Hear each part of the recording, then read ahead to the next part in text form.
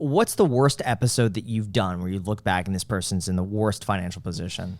Because there's been a few where you've said this is the worst finances I've ever seen as a title. Yeah. But what is actually the worst? It's someone that I haven't had an update from, and I'm really sad about that. When I was first doing the show and not a single episode was released, we recorded 4 episodes, and I put out a call in Austin for anyone to come on the show. I'd give them like $50, which is like all I had at the time. There was someone with $250,000 in private student loan debts at variable high interest rates. I can't imagine what those interest rates are like now because they were at 10% then. They started at like 150. In only a few years, Wow. They went to $250,000. They're going to be $1 million before she knows it, and she really doesn't utilize. It's for social work. So Who gives these loans? well, That's surprising to me that someone saw that and checks the box. Say, yeah, we're going to give you the money on that. I know, right? Personal responsibility is very important. I will say in this situation, she certainly got fucked by her dad. Her dad, she shouldn't have done it, but as an impressionable teenager getting out of high school, her dad was like, sign the loan. I'll pay for it. I'll pay for it. Her dad's ghosted her, essentially, and this has been a complete tear in the relationship. So they haven't, seen each other or Did talked. he ghost because of the loan? I don't remember exactly. There's too many conversations. That would be gnarly if he just couldn't make the payments. And that's an awkward conversation to have with your daughter. She wanted to go to an in-state school in California that was public and save a lot of money. He was like, go to Baylor. That's where I want you to go. Borrow as much as it take. I will pay. Baylor's a out-of-state private institution. So she did get fucked in it. But because of that, and with a degree that doesn't make as much money, that has to be one of the more daunting situations I've ever seen. And you can see in her finances that she's given up. What would you recommend for somebody like her? What would she do? What File did for I bankruptcy? You can't discharge student loans in bankruptcy. That's why they're so terrible, because they allow an 18-year-old kid to take on hundreds of thousands of dollars of debt, regardless of what they want to study, and there's no recourse. You can't discharge that in bankruptcy because you're getting an education. The education stays with you. So you just get screwed.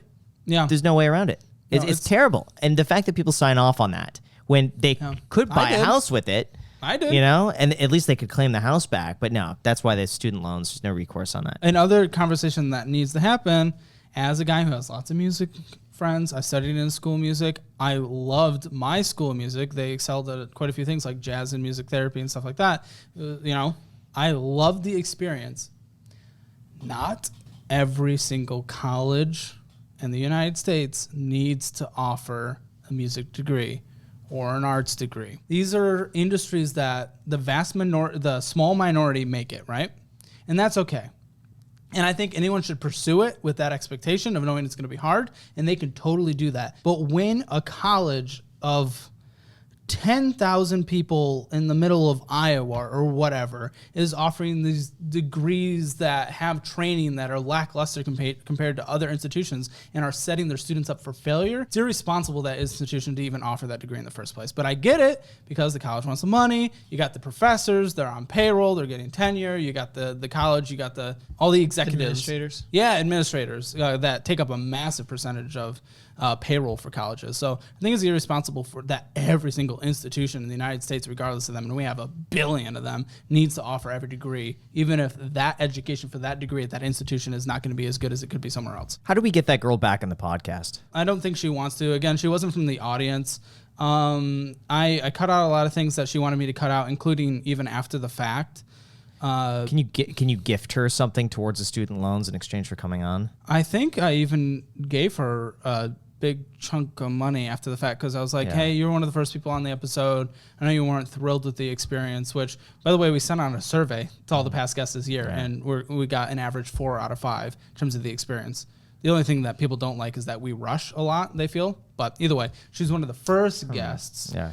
And because she didn't even know what the show was, I didn't even know what the show was. Yeah. I think she was just, this went in front of more people than I was expecting, than any of us expected. So I don't think she wants to be in front of that same amount of audience again. Fair. Rough situation, though. Yeah. I feel so bad for her, and I would... No, I'd love to help in any way whatsoever. Yeah. Hopefully the budget I gave her. I know in those situations, some people... I will also say, just for context, because I've read it a few places, that...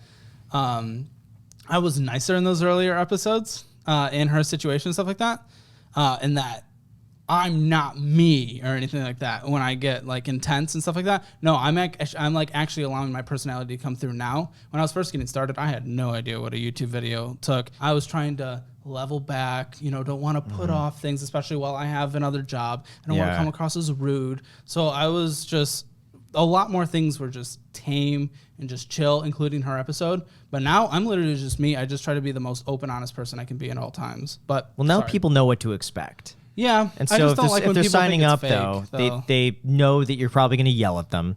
Yeah.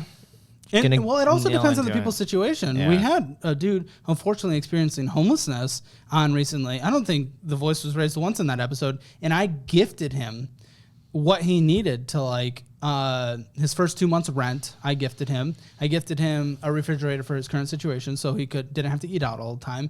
And I gifted him, someone from the audience gifted him a drone. A drone, because he was making good money working for drone companies, but his drone broke down and then he went homeless. And then also I offered to pay for his first 4 therapy sessions because he has some really critical depression. So I love being in the position to be able to help with that. So it depends on the episode. But yes, there are lots of people like the model that you were talking about who she wasn't receptive to anything. So naturally, as me just being me, I'm just very invested in it, and I hate when I care more about their situation than they do. But I also get equally as excited when they pay off their debt. Like, dude, I get so fucking hype. Nice. Like, you have no idea. When people are making progress, dude, that emotion you see when I'm angry is equal on the other side of me being excited for them. Because the channel's only been around for a year and a half and debt takes a long time to pay off, we've seen less of that excitement. We will, though. You got to do like the Dave Ramsey debt-free scream. Yeah. But like your version of that when they pay off like student loans or something like that. When they do a 6-month emergency fund, let's say, have them come back and like take a photo or something like that. We tell them to keep us updated all along the way. You know what you need? Awards, little trophies. Oh yeah, that would seriously. Be good. And if you're on the show and they hit certain milestones, let's just say paying off their student loans, 6-month emergency, you send them a little trophy, of some sort. And I like that. I think that would be a nice. They make it further, the trophies get like a little bit bigger. Yeah, they hit $1 million net worth, they get a big trophy of your face. That's sweet. No, that's actually really cool. No, that's good.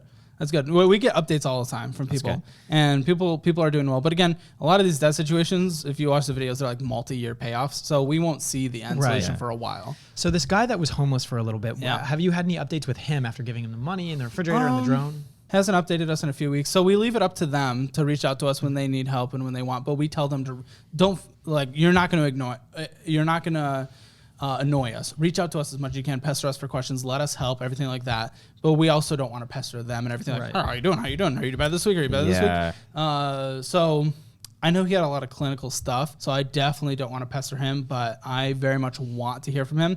I haven't paid for the therapy sessions yet because he hasn't done them. I'm offered to pay for them, but he needs to sign up to do it. You can only do so much, I feel. And same for the rent.